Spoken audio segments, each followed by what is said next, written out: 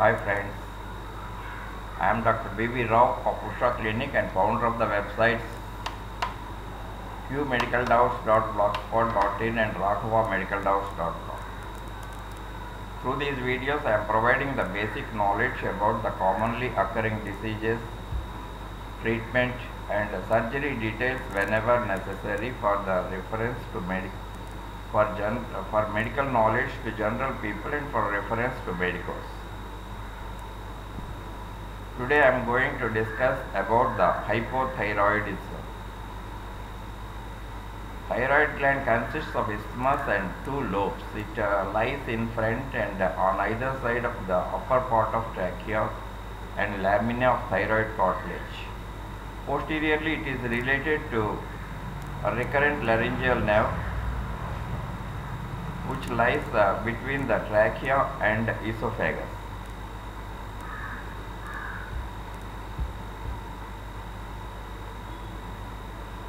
It is separated from the nerve by a sheath, blood supply, rich blood supply by superior and inferior thyroid arteries. The parathyroid glands are present on the posterior aspect of the thyroid in its substance or in the sheath of the gland. The hormones secreted are thyroxine T4 and triiodothyroxine T3. Thyroid secretions are controlled by thyroid stimulating hormone t.s.h. secreted by anterior pituitary gland, which in turn controlled by thyrotrophin releasing hormone T.R.H. secreted by the hypothalamus.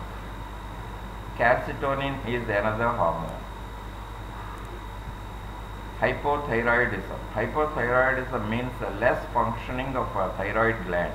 It may be primary due to the cause within the thyroid itself or secondary due to failure of t.s.h production by pituitary or hypothalamic disease.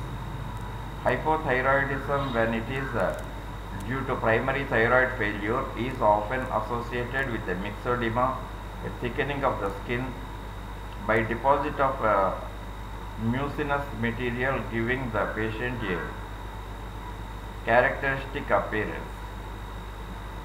Etiology. Primary spontaneous hypothyroidism is very rare. Affects middle-aged people, may be associated with the goiter or atrophy of thyroid gland, characterized by a common familial trait towards organ-specific autoimmune disease. Next is frequent occurrence in the serum of thyroid and gastric parietal cell antibodies. Third is evidence of delayed hypersensitivity to thyroid components as well as to such non-tissue specific antigens as mitochondria. Sometimes may be associated with other types of goiter as dysharmonogenesis common in children and young adults. Here it is secondary to pituitary insufficiency. Clinical features of primary hypothyroidism in adults. Onset is gradual and difficult to pinpoint. Have sensitivity to cold, constipation, tiredness, vague muscle pains, poor appetite, gain in weight, forgetful and deafness, dry skin and hair, and irregular periods. May be associated with carpal tunnel syndrome, Addisonian pernicious anemia, and anemia due directly to thyroid deficiency.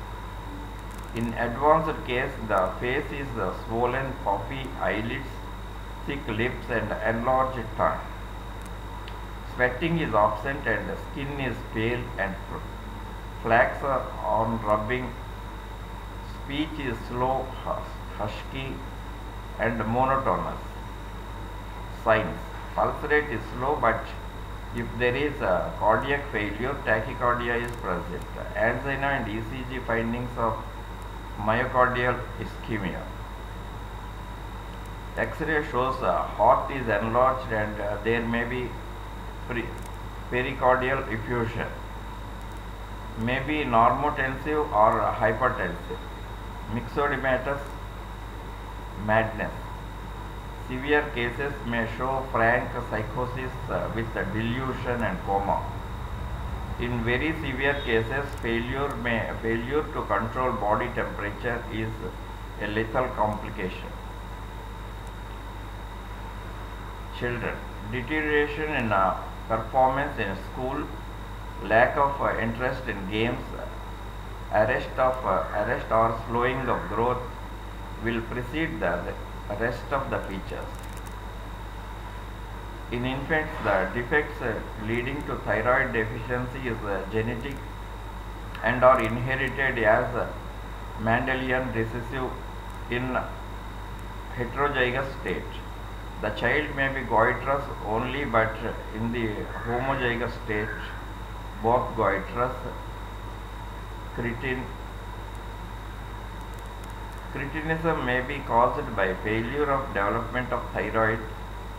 It is important to diagnose the condition and initiate the thyroxine treatment as early as possible.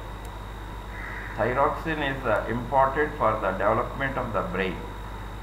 So the delay in starting treatment will inevitably lead to permanent mental impairment.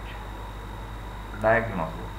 Failure to achieve normal milestones of development, constipation, poor feeding and characteristic cry. Cretinism is characterized by pot belly, umbilical hernia, coarse facial features, broad flat nose, thick lips and large tongue. Investigations of hypothyroidism. Usually diagnostic measures are the estimation of serum, PBI, ETR, total serum T4 PBI is more useful. Plasma t.s.h. The patient with the hypothyroid states have an elevated plasma t.s.h level, but not all with high t.s.h or hypothyroid. The patient with normal or low t.s.h may be associated with secondary hypothyroidism due to pituitary or hypothalamic disease. Normal t.s.h level exclude the primary hypothyroidism. T.R.H test is helpful in deciding whether the secondary hypothyroidism is due to pituitary or hypothalamic origin. Radioactive iodine studies. The response in that uptake to adequate stimulation by parenteral t.s.h.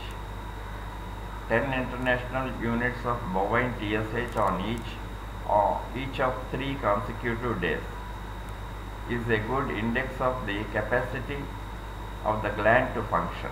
T.s.h stimulation test may be used in place of a radioimmune assay of plasma t.s.h, but it is more inconvenient to the patient. Radiological studies. X-ray of epiphysis in children or ossification centers in the wrist or heel in infants will indicate whether the bone age is delayed relative to chronological age. Hypothyroidism in young people is associated with impaired bone development. Fragmentation of the epiphysis at the head of the femur is a striking radiological sign. Treatment. In uncomplicated adult, treatment with thyroxine should be started with 0.05 milligrams a day, increasing to 0.1 milligram a day after 3 weeks, provided heart failure or angina are not shown. After 3 to 6 weeks, the dose is increased to 0.15 or zero point 0.2 milligrams a day. This is now considered to be the normal full replacement dose. Few patients may require 0.3 milligrams a day. Patients must understand that their well-being depends upon continued treatment and they should not stop treatment when they feel better. There is no advantage with the divided doses or using mixture of T3 and T4. In a patient known to have ischemic heart disease, it is desirable to keep the dose between 0.05 to zero point 0.1 milligrams a day and to use beta-adrenergic blocking agent as propranolol. In a patient with secondary hypothyroidism, it is essential to treat any adrenocortical insufficiency before starting thyroxine. Myxedema coma with hypothermia. Try iodothyroxine in a small dose of 10 micrograms may be given either hourly together with hydrocortisone and glucose and a very slow restoration of the body temperature to a normal level of 32 degrees centigrade. Conservation, that active heating should be the principle. That is all about the hypothyroidism, and in the next video I will discuss about some other disease. Thank you.